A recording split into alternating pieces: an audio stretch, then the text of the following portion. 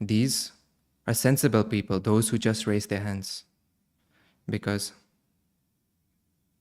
a sadhak is one such word that we have put a lot of water and put a lot of water. And this is like lemonade in which the lemon is missing. Sadhak. Who is a sadhak? Please give him the mic. I want to know, what are your views? Who is a sadhak? What is his definition? What are the qualities of a sadhak? Let us talk about this a little bit.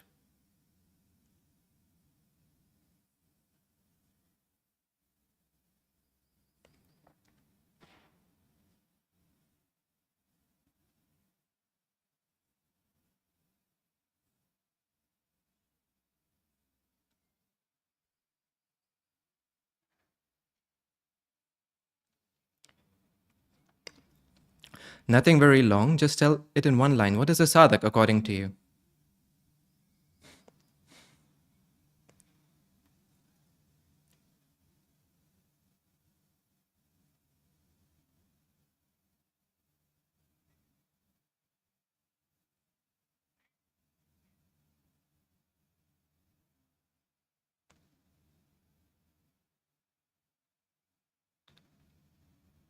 Do you have some other word for this?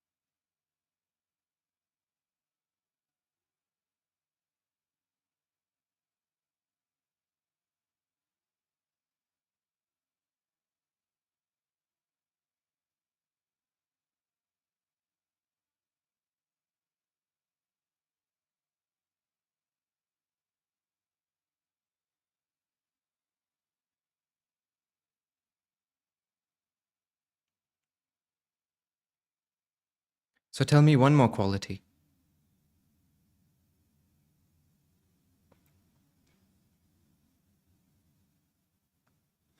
See, what comes out of the mouth of the Guru? That he should just do it without thinking. Jai Baba Swami. So let us count this. Acceptance.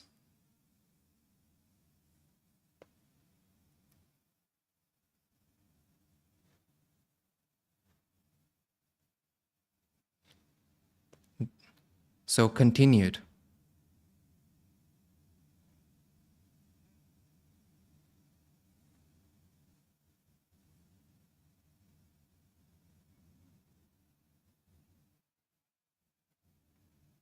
How many people have read Ideal, Sadhak, in Spiritual Truths? Tell me some of the qualities.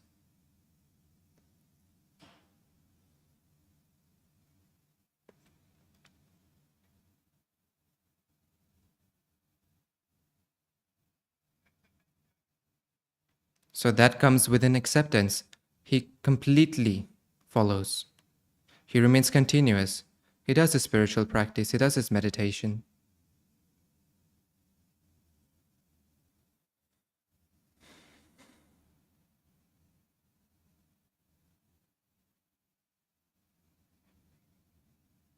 So now tell me, Mr. Doctor, what is the meaning of sadhak?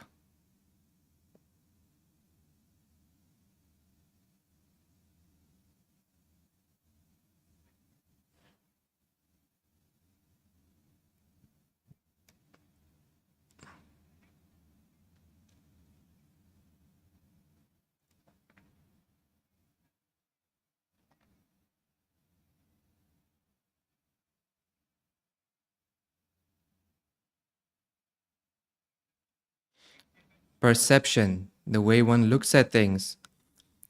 For him it is positive. Within everyone he takes a darshan, the vision of Swamiji, of Paramatma. He remains accepting. He has a compassionate feeling.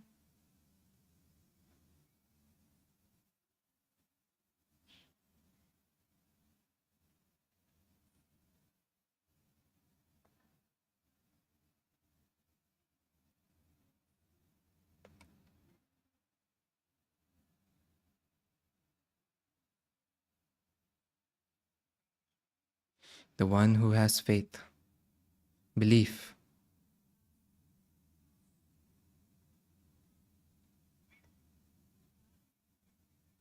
Now, does anybody else want to add any points? Raise your hands. Yes, yes, please give it to him.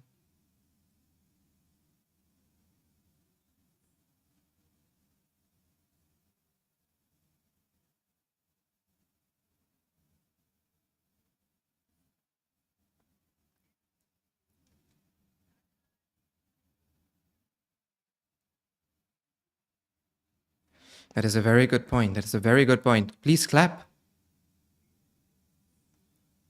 All of us are Guru brothers and sisters.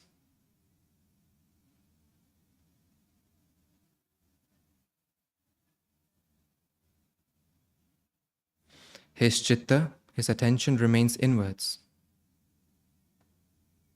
And anything else? Those sitting at the backbenchers? Why have you left so much space in the middle? I'm not going to sing any Garba song in my program. If you want to keep space at the back, you can keep it, or you can come in front as well.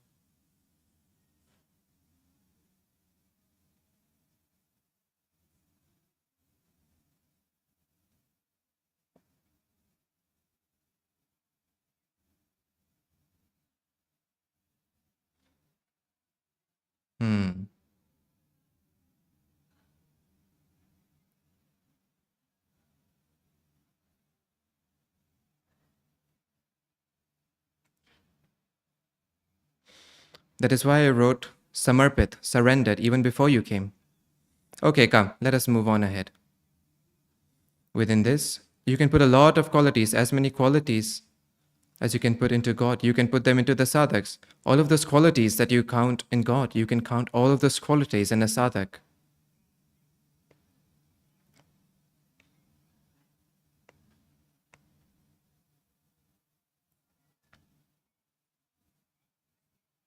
Okay, so now we will talk at this sadhak that is there. Just as I told you, that in one moment,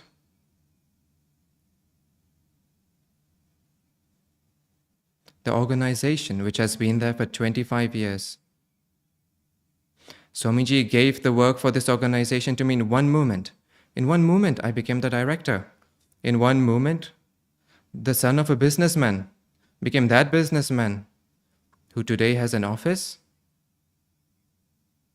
who has very capable staff, who has very good experience. I became that in one moment, as soon as his father gave him that work. The Guru gave you the spiritual experience in one moment, but we did not become a sadhak in one moment. Why did we not become sadhak in one moment? This is what a discussion is about today. So in that one moment,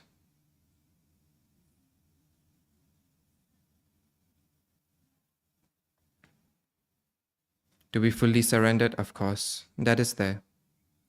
But within one moment, who has fully surrendered? Please raise your hands. There is no one here. Is there? Have you surrendered fully? Today we will also discuss on full surrender, complete surrender. Let me tell you. For example, there is one person, and those doctors amongst us can say, you can even get to know a normal person. A normal person, can he be 80% dead? Or is he 20% dead? Can there be a 50% dead person? There can be, right? Look at your husband. I was just joking. Nobody can be half dead. Either he is dead or he is not dead. He is either living or he is dead. In exactly the same way, one person is either surrendered or he is not surrendered. Either he is a sadhak or he is not a sadhak. So we call ourselves a sadhak. This sadhak brother, he was saying this. So I introspect a little bit about this. Then I realized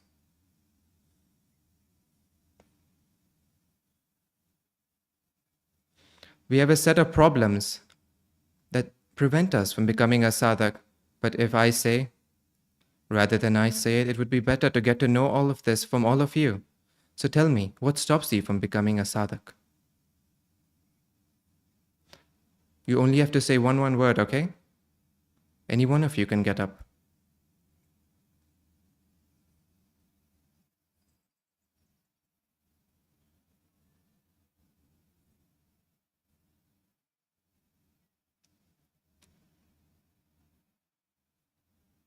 We have a polluted chitta, or you say a chitta that's always flickering, unstable.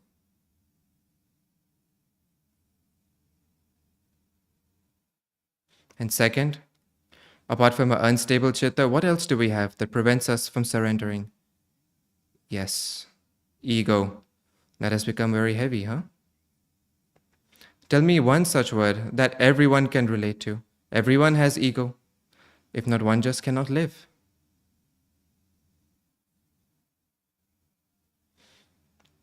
Physical consciousness, even without physical consciousness, we cannot remain alive.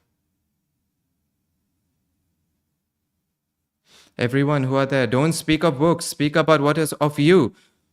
Look within yourself. Swamiji has given us this time to look within ourselves. Oh, again, I'm telling you, don't say what is there in books. The feeling of I, meaning what? Say something like this, that everyone will understand that yes, you said it correctly.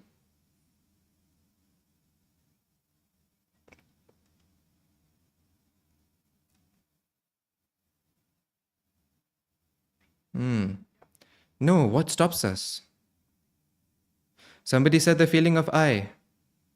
But the feeling of I can be spoken of very well.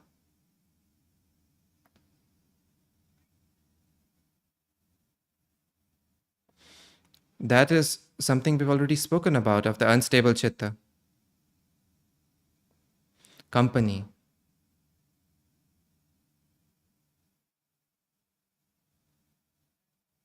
Okay, let me help you. Because I will have to be said. How can I be free of the feeling of I? Without saying I cannot spend the whole day. I am hungry, I am going there. If I have to take permission, I will have to take my own name. Your wife stops you. Yes, that is why I've written here. Company.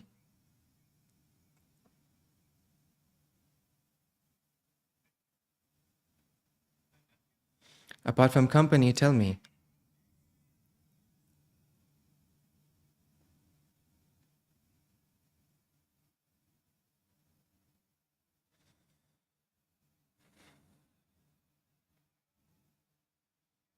So we can also call this unstable, a flickering chitta.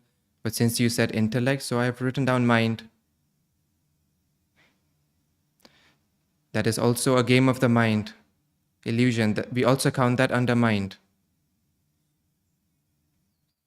So can we call this feeling of I, that is to think about ourselves?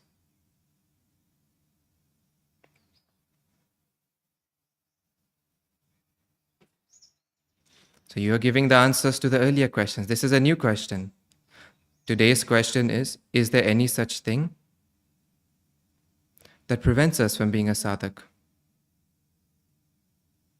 The feeling of I.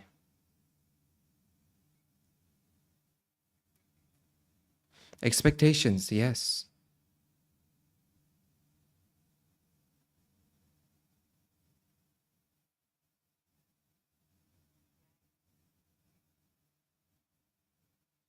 Yes, I was about to come to this.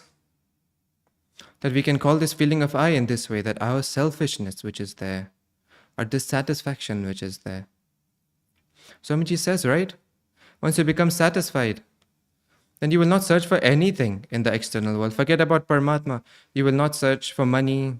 You will not search for knowledge. You will not search for power. Because in this material world, there are only 4 things worthy of obtaining. One is Shakti, energy. Second is intellect. Third is your network. And fourth is your wealth. Everyone runs after money. But this intellect, even if somebody gets this, he gets these other things. The one who gets Shakti, energy, even he gets everything. We give excessive importance to wealth anyways. Dissatisfaction. Tell me, there's one such thing after this that prevents us from becoming a sadhak.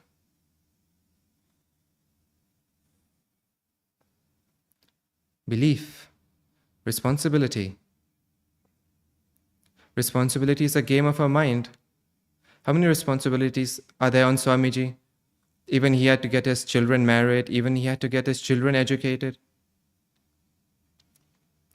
He did not just hang his children on Guruma's neck, he did not just leave them to Guruma and leave.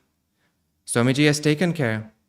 He has made food and fed me. He has fulfilled his responsibilities. Our emotions of different types. Emotions, okay. Okay, so let us believe that all of these qualities that are there, these are of a non-sadhak. Let us believe in this. And all of these qualities that are there, these are of a sadhak. Okay, so all of that has come within emotions. Even laziness, this is your emotion.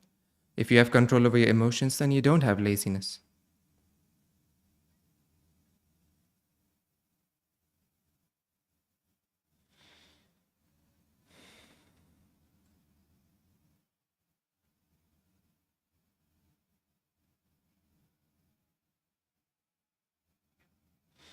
By getting inner knowledge, we are not able to become surrendered. Okay. I wasn't able to understand this full point, but this topic that we are reaching, this is very important. It's connected to all of you. It is connected to me. It is connected to the progress of all of us. That which we are speaking of, that is a transition. A transition, for example, he becomes 17 years and 11 months.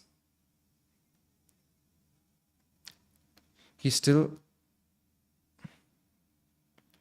not allowed to vote. But as soon as he becomes 18, he becomes a voter. All the licenses are issued to him. The Indian government gives him all of the rights of being a citizen. So, right now, we are this. But the journey to here, if we want to do this, then this time period in the middle, the twilight zone, we will call it the twilight zone. Then all of us sadhaks were in the twilight zone. Nor are we sadhaks, nor are we non-sadhaks.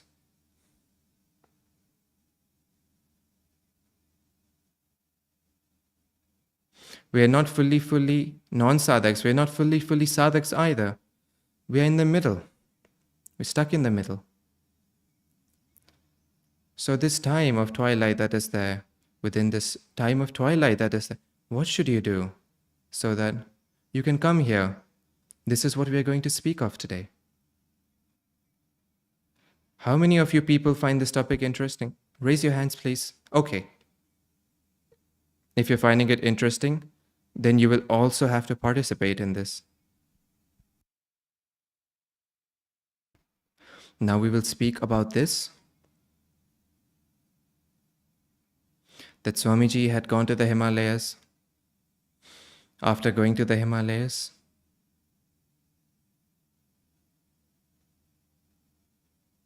there was no one to support him. Today you have your sadhak brothers to support you. Even if the one at home scolds you, doesn't your acharya, your center head, support you? Tell me, if somebody does not support you, I will call them. Along with you, there's someone or the other, some fellow guru brother who tells you, who gives you the reassurance that everything will be okay. But when Swamiji had gone to the Himalayas, he had left his family and gone. His family, his mother and father, his wife and children. He had no assurance that everything will be okay. He had not seen any spiritual experience on YouTube either. That, oh, if I meditate, then everything of mine will become okay.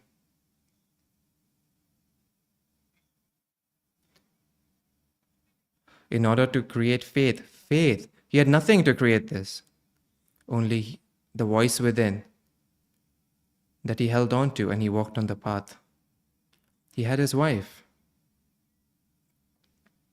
But the words of his wife, how useful have you found them within your life? When do you find them useful? When time passes away, then you get to know that a wife had supported us so much. But immediately, when a wife supports us, when a husband supports us, then at that time we just do not know what is going on. Because in our life, a problem itself is the biggest. So within such a time period, when Swamiji had gone to the Himalaya,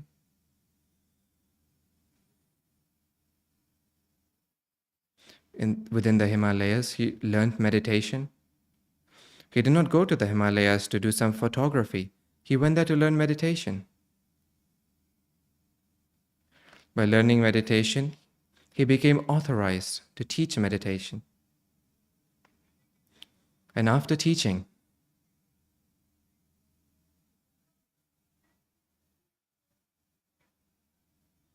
at that time, did he have any book written by his guru? Did he? I did not hear anything. Perhaps he must have had it. No, he did not have it. He had no book like this. Did he have the photo of his subtle body?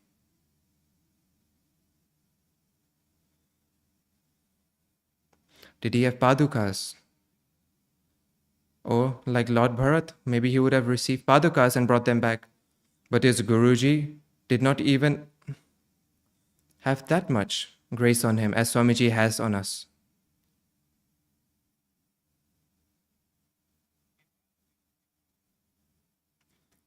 Did he have any cassettes of discourses of his gurus? He had no video. He had no such media to remember him again. He had not taken any diary and pen to write down the words they are saying, that they're speaking, let me write it down. If not, they would hit him with a stick and make him run away. They would think that, oh, some journalist has come. So in order to gather knowledge, he had no tools available. Today you have articles. You have the Madhu Chaitanya.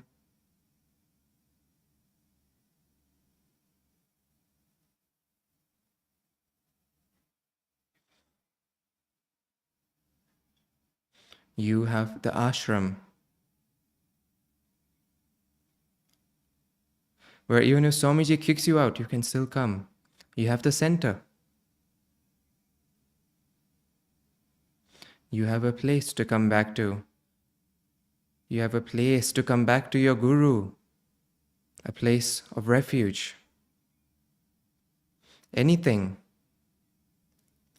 that Swamiji did not receive from his Gurus, all of that sadness, he drank it down like a poison. But whatever nectar he obtained, he distributed it like Lord Vishnu.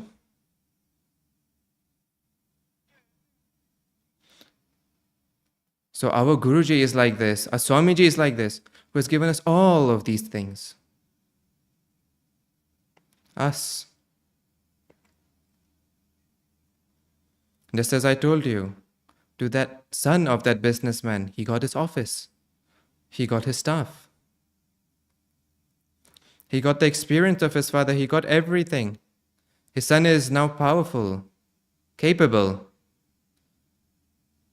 to progress his business even further.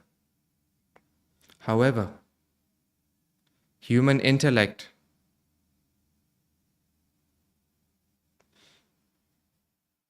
will it make him an engineer, a businessman, or a doctor, or a musician?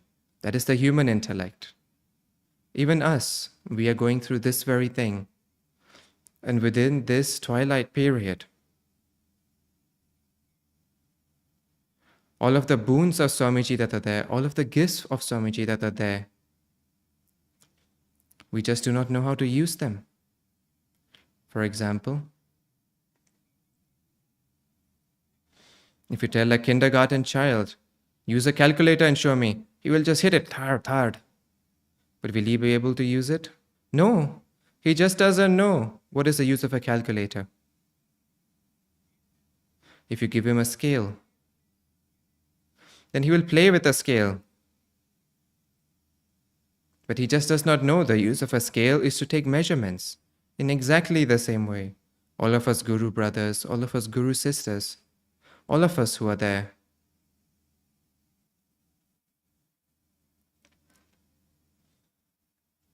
This boon, we have not been able to use it in our life as a support. And we have not been able to use it. Okay, so when you wake up, then it is daybreak. So if you're seeing the sun now, then it is daybreak now. At least in the Aratka ashram, it is daybreak.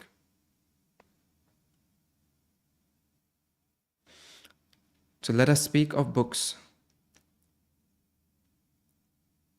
Swamiji's Samarpan Yoga of the Himalayas. Tell me, what is the importance of the Samarpan Yoga of the Himalayas? Any one of you, any person.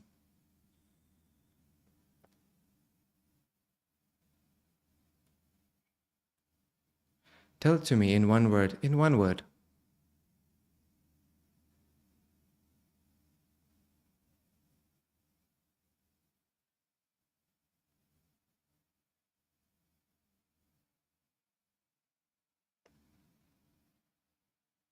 Spiritual experience, you have said this. And Swamiji's spiritual experiences are there within it.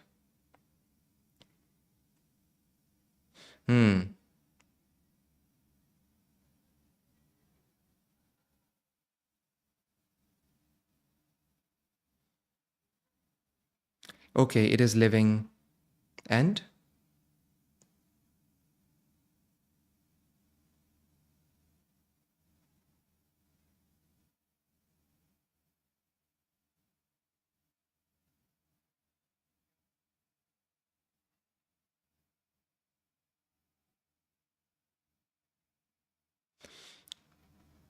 How should one take knowledge from one's Guru? We get to learn that. Life lessons are also there.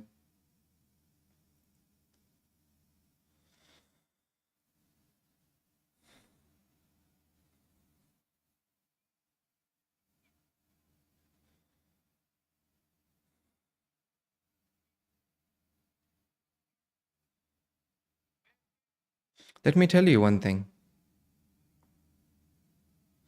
Because our intellect, some things which are clear, we're not able to see it.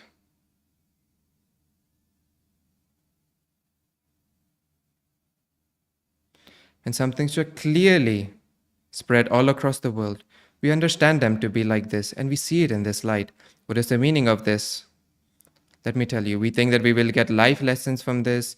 What kind of relationship should be there between the Guru and the disciple? We'll get to learn this. All of these things are there, but from amongst all of you, some of you would know, some of you would maybe even not know. So let me break it down. This Guru Purnima that is there has especially been delivered to those sadhaks, those who stay very far from Swamiji, who stay in different states. They're very far away. That Swamiji cannot even come to meet them in their kingdom. People have been able to come from such countries. This attempt has been made. Do you know why?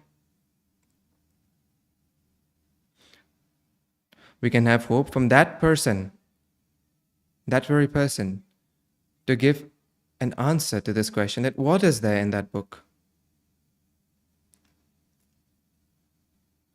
Tell me.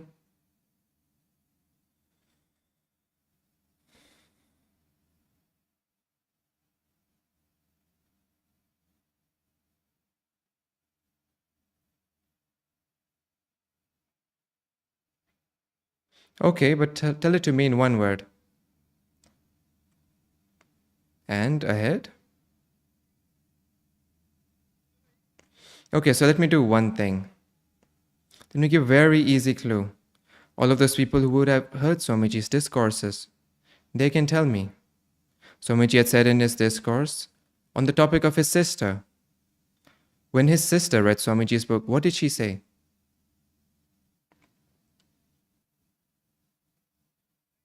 I'm not able to hear. What is it?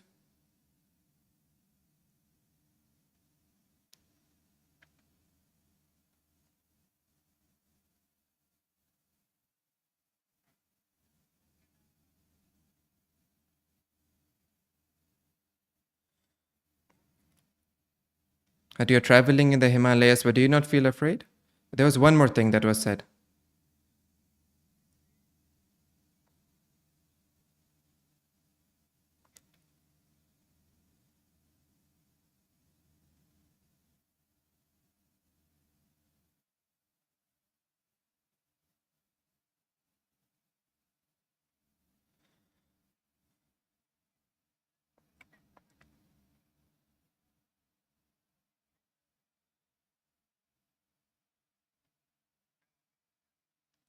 Let me come back to the point because time will get over and you will have rumbling in your stomach. So let me come to the point. So his sister said to Swamiji, that son? No, she must not have said son.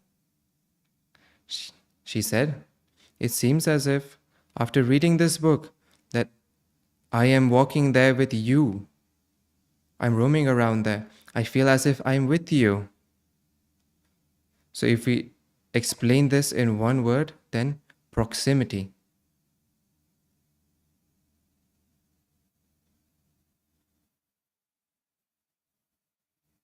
All of you see the picture of the subtle body. From the subtle body photo, you understand that this is the physical form of Swamiji that we see, that is speaking to us. And the subtle form is that takes 100,000 sadhaks into meditation all at once. For example, as Sri Krishna had taken birth, then all of the people who were working there, whether it be the soldier or any other worker, they all fell asleep all at once. So, is it some person that can make 100,000 people just sleep?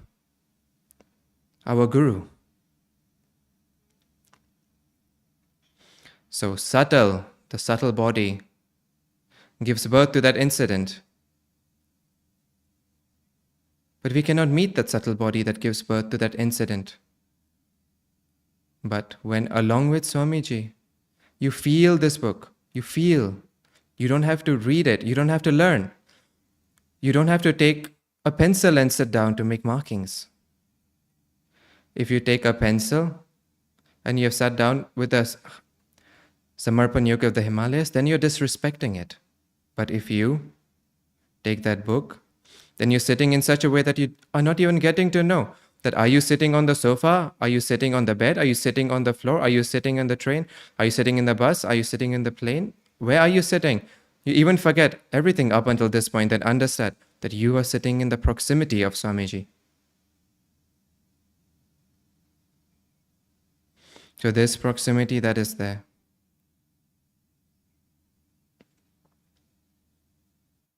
This proximity fixes this problem of your company because you directly receive Swamiji's proximity through the medium of this book. So now, let us come close to Swamiji's subtle body, the photo of Swamiji's subtle body. So now you tell me, what is the importance of this?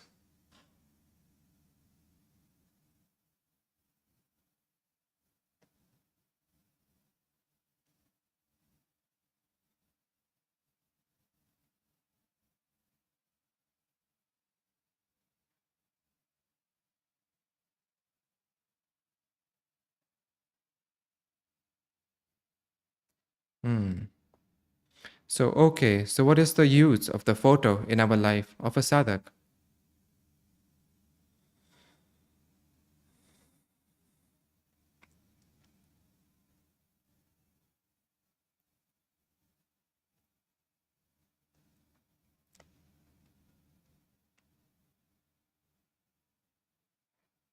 And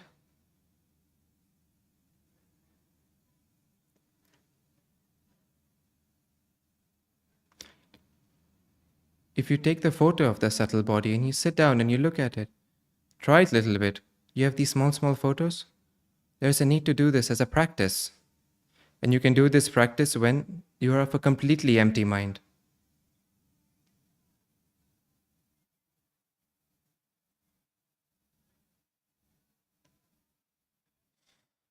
So when you're in an empty mind, then after that, you keep looking at it for 5 minutes, keep looking at it for 10 minutes. If you keep looking at the image, you keep looking at it, you keep looking at it, then you will experience after one period of time that what you see in the world, that which you look at and you think that this is mine, this is yours, beyond all of this physical consciousness that you were calling it, beyond it, beyond this physical consciousness, you reach there for one moment. And that is why you feel as if the subtle body photo should be there everywhere. Why? Because by looking at it, looking at it, looking at it, you feel peaceful. You get concentrated at one place. But if you look at it in reality, then it is working at this intellect, because the intellect tells you of the world. And when you look at the subtle body photo, then you remember Swamiji, but of Swamiji's subtle form. This is the memory that comes, that Swamiji is there in his physical form. But he has one subtle body that is active.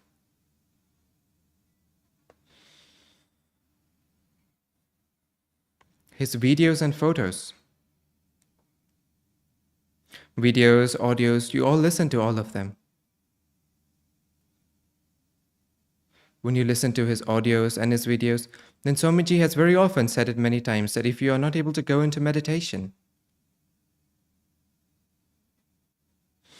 that if your chitta is wandering a lot,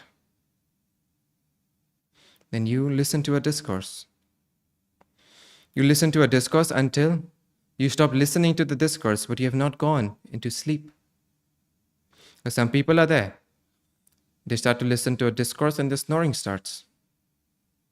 So, after this, you get that state where you have control over your thoughts. So this wandering, flickering chitta of yours that is there is control. In order to have control over it, these videos and these audios, they're very helpful. Let me tell you how. Even this is related to this Guru Purnima. Those people who would have taken Guru Diksha. Within Guru Diksha, you only tell me that what happens in Guru Diksha. Because it is going to happen tomorrow and you do not even know. Then this would be injustice with Swamiji. Everyone should definitely know that what is the importance of Guru Diksha. If not, they will definitely tell you tomorrow.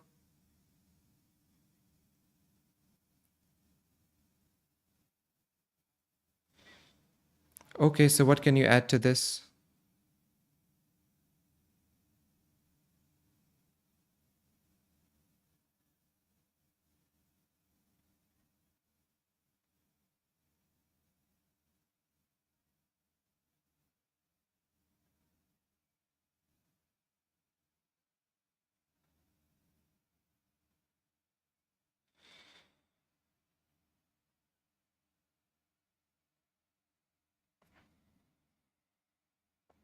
Okay, this is also correct. Does anybody want to say anything else on the topic of Guru Diksha?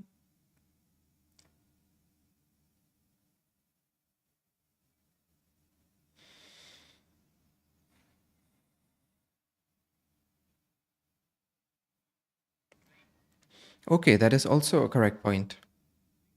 However, I have a question on this.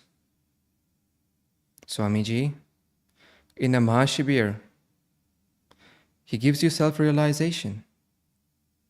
He gives you the spiritual experience that you are a soul.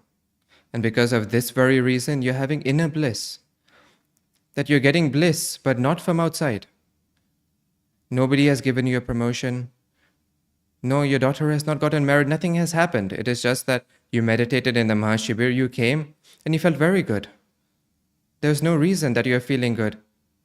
It is not something of great knowledge that has been spoken of, like it is there in books. Very ordinary things have been spoken of. In spite of this, you felt good. After meditation, you felt good. Meaning, you had realization with the soul. For the very first time, you understood that within you there's yet another world. It is not just the world outside that I'm looking at. So we take self-realization. So is the seed not sown in this? One should think about this for themselves. So let us speak about Guru Diksha, of its importance. Let me speak of the importance of Guru Diksha ahead, because your time is very precious. But all of you are here in such collectivity, so it is also important. Within Guru Diksha, one such incident happens, within which you think. There is one hot air balloon. It keeps flying up and up and up and up and up and up. If you tie a paper on it, then won't the paper also start to fly in front of it? But does the paper have air inside it? No, it does not. The air is inside the balloon. But the paper is tied to it. It is tied with the balloon. So even that flies with the wind. In his Anushthan messages, Swamiji has written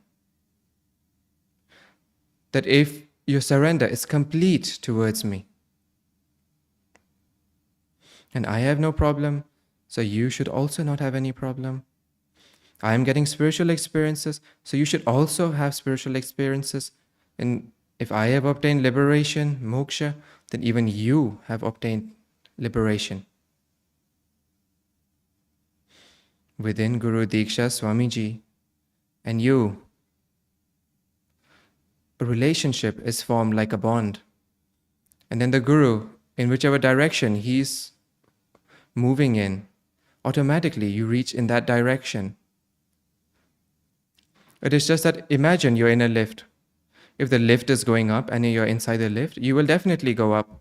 It is not as if you will not reach up in the lift. But if you have kept 1 foot out of the lift, then will the lift come up? No. The lift will wait for you, that you take your foot inside.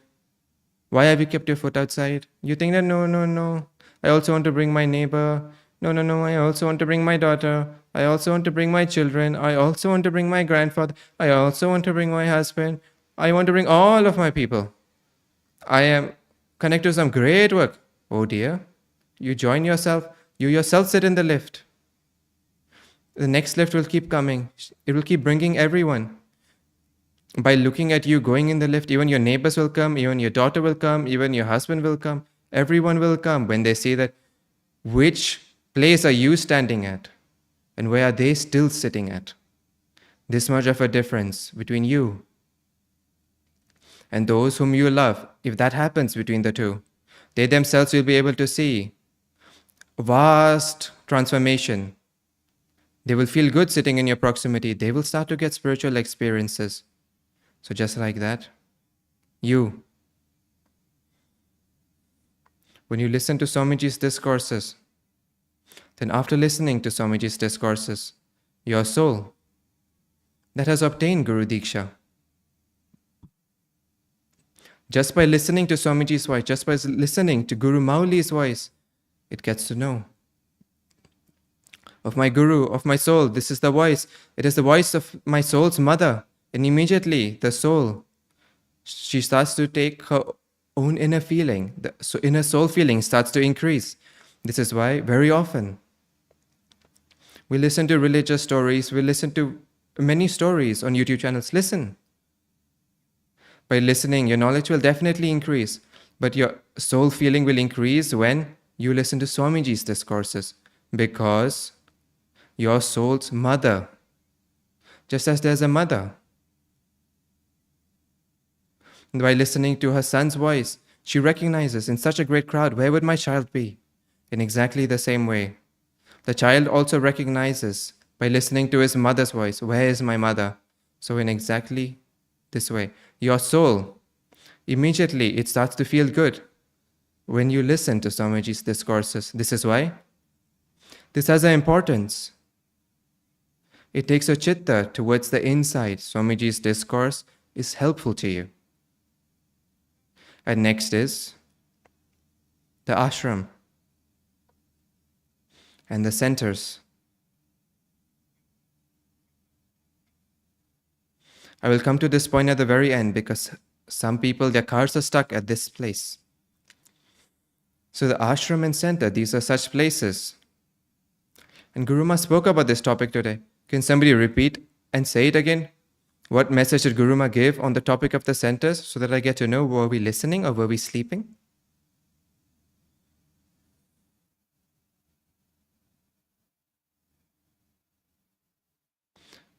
Guru Ma had said that it could be that to go to the center and come back, it may be taking a lot of time. In that case, with a collectivity of 10 or 15 people, even if it's once a week, we can do a collective meditation. Jai Baba Swami. So just now, let me give you an example. There's a mother. The mother had a small child, which because of some reason, some illness, he departed.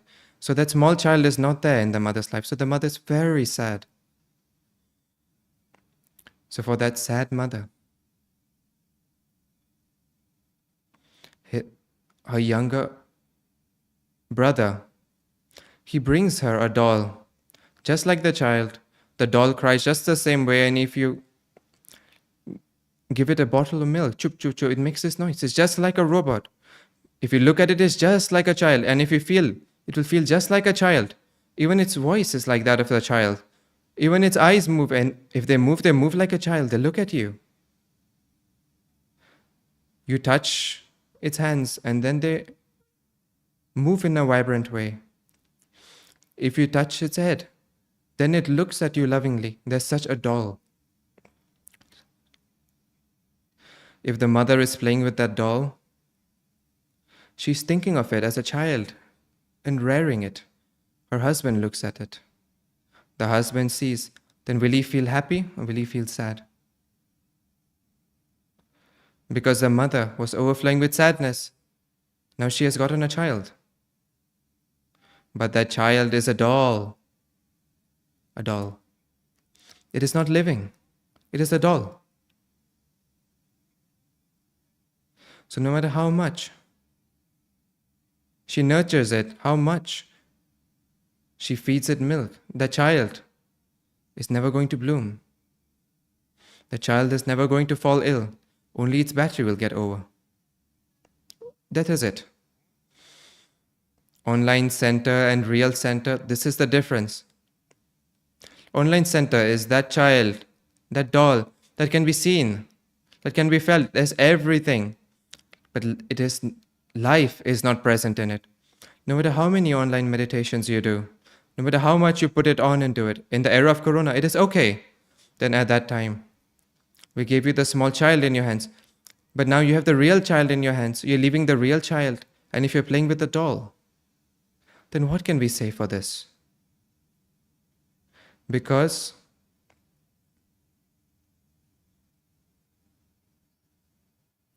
you don't have seriousness on the topic of a real child. You don't have the understanding. So it could be that by being unaware of this, and for some reason, we are not connected to a center. But if you want to know, then let me tell you. Just as, how many of you have gone to the gym? Raise your hands. Of how many of you are married? Raise your hands. You have been married. So what does this have to do with the gym? But we do gymming before getting married. This is a thing here. So when you lift weights at the gym, then you don't just lift 50 kilos and start from there. But, oh, my father was Dara Singh, I will definitely do it. No, you just can't do it. Your body is not ready for it today to carry the weight of 50 kilograms. So what do? First, you start with 1 kilogram. You do it 50 times this way. So meaning you have lifted 50 kilograms. Your hand has the habit of doing it 50 times, and by doing it, your body became strong. Then, after 1 week, you increase it. Or 5 kilos, or 3 kilos, you do it, and by doing it, 20 kilos, 50 kilos, you become worthy of lifting this much weight. Your muscles get developed. Of your body, your aura. That aura is flickering, unstable. If you sit along with anyone, we say that some people are a bit raw. If you say something, they'll immediately believe in it, they'll get angry and put in 4 complaints. So in exactly the same way, at the center, when you go there, then you're meditating with 10 people, then your body gets the habit of meditating with 10 people. You have to meditate, but those 9 people that are there, the others, or those 10 people that are there, of all those 10 people, they will do something or another because of which there will be a disturbance in your meditation. But even apart from this, there is an incident that is happening. You have a habit of your physical body to pull in the energy of one man. But when you sit at the center and start to meditate, then at the center, 10 people are pulling. But within 10 people, they don't have that much feeling of surrender that is there within you. So your strength becomes tenfold and pulls in that much energy. And through you, the donation of consciousness happens through your medium. The other 10 people go into meditation. So at your center, there are such sadhaks. When they don't come there, you just don't go into meditation. So what has happened here? How is Swamiji? His gym level that is there, just as a wrestler can lift 50 kilograms, he has the strength to lift 100,000 people at once. Just like that, if we are his disciple, how much strength should we have? How many people should we be able to lift? Okay, not 100,000, but at least we should be able to lift 10 people. We should be able to lift 100 people in meditation. It is only and only a matter of practice. At the start, even if within 10 people you don't go into a good meditation, from that day, when you start to go into meditation along with 10 people, then understand that now there's a need to increase collectivity, and it will increase. Collectivity will increase when, even with 10 people, you're going into very good meditation, and it's happening every day. Then understand now there's a need to increase the number of people, so then increase it to 20 people, increase it by 5 more people. Then you will feel again in meditation that in meditation I'm having a difficulty, I'm not able to go into meditation properly because there's 5 more people have been added, right? And then slowly by increasing it, your strength will keep becoming strong. Your chitta will keep becoming strong. Your aura will keep becoming strong.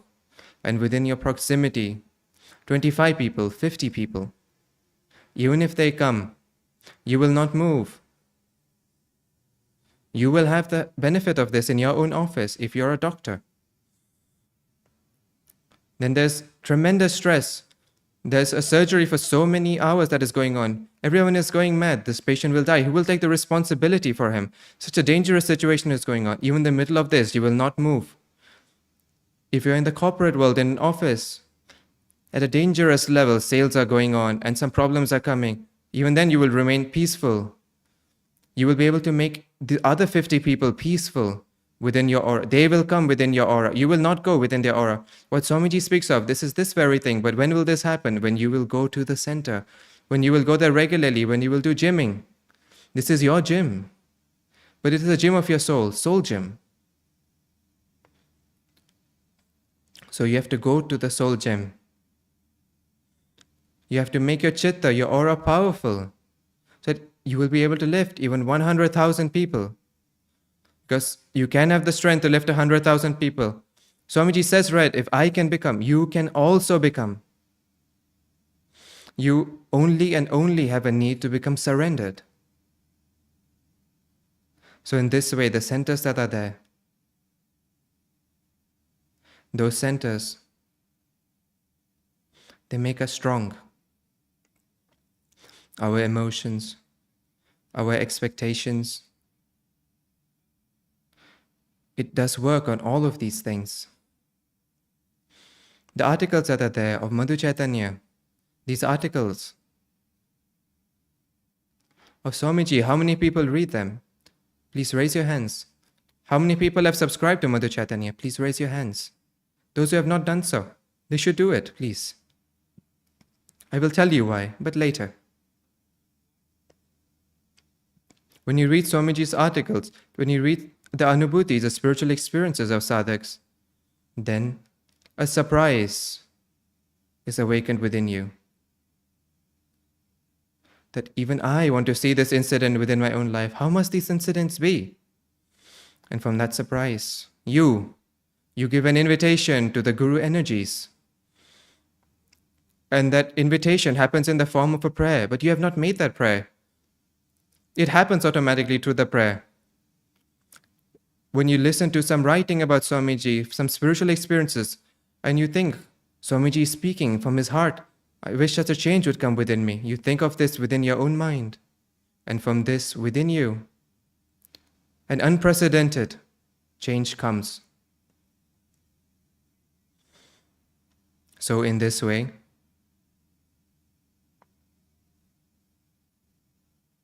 we have many, many boons, gifts of Swamiji. He has given everything to us and left us. There's nothing that we do not have. If you keep faith that what Swamiji has given to you, if in the form of a support, to prepare yourself, because it's not going to be useful forever. At one point on the road, you will have to walk alone. Swamiji says, right? The road of the highway does not go to your home. One day you will have to be alone. But when you will be alone, then you will not be alone. You will be strong.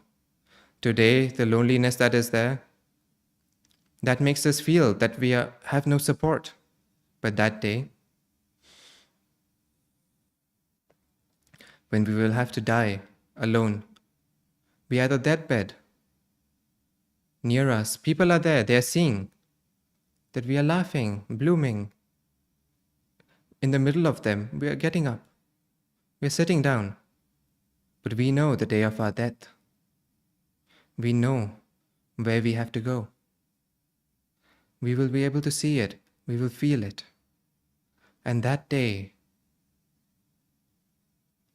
my prayer is that all of us reach up to that home where Swamiji wants to take us. Jai Baba Swami.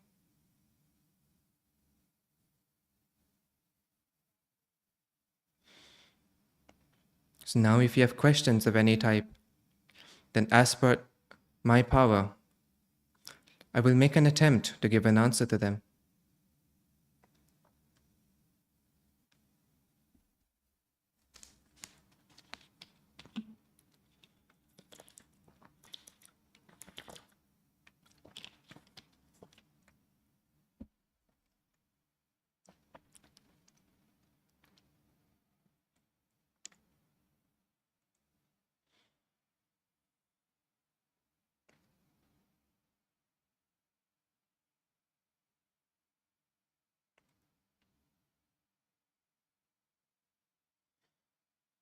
Jai Baba Swami. Sometimes our chitta is there, or whether we call it a mind. It goes on to some bad incident. Then it takes quite a lot of time to come back, and then we also feel some difficulty. Is there please tell me, an easy solution for this? Jai Baba Swami. Our chitta goes there itself, where? we are stopping ourselves. How do we stop ourselves? Some inner feelings, bhav, they've been given within us. Paramatma himself has given it. God himself has given it. We can say things like attraction, greed, and such other feelings, and they're an indicator that something is wrong within us. For example, when we get an illness, then an illness comes, and then, in one way, it is a good thing. An illness has come, that we became ill.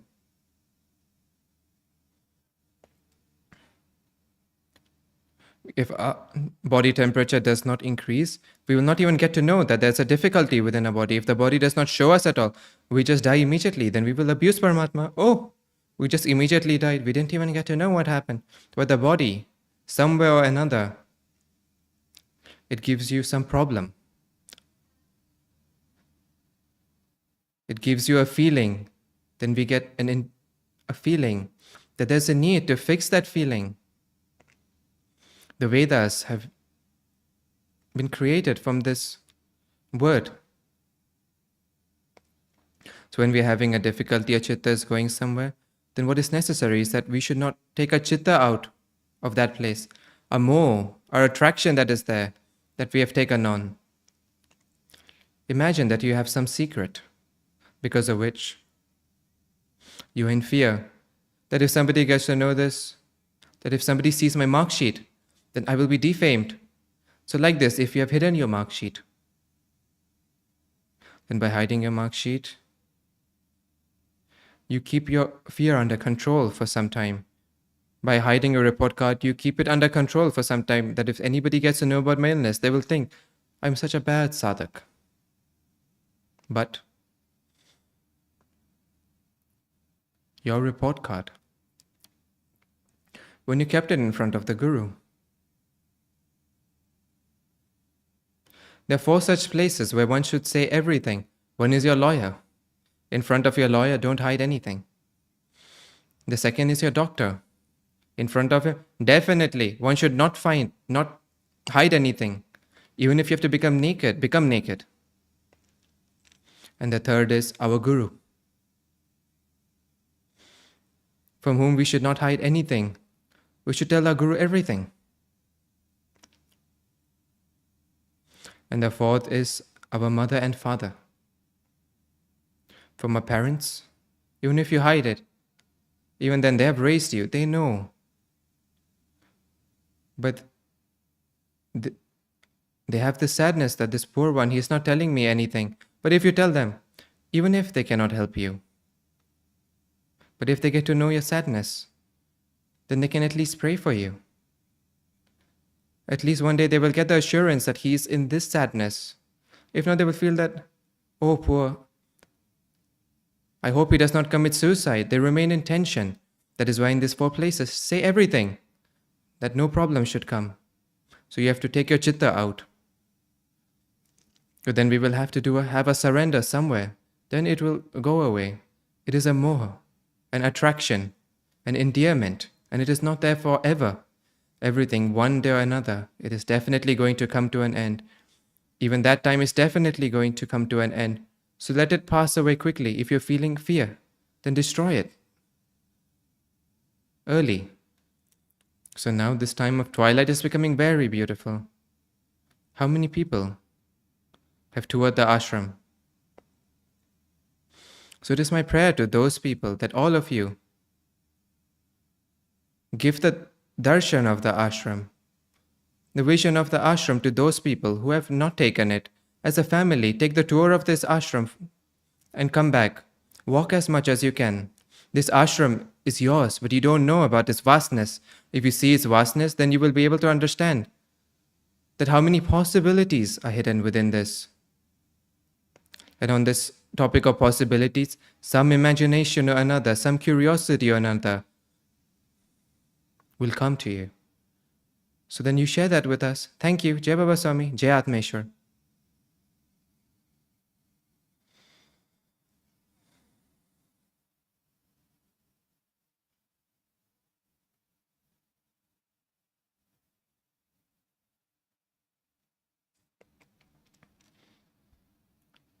Thank you to the audience. With this, the stream of Sri Ambareeshji's session in English has come to an end. Thank you.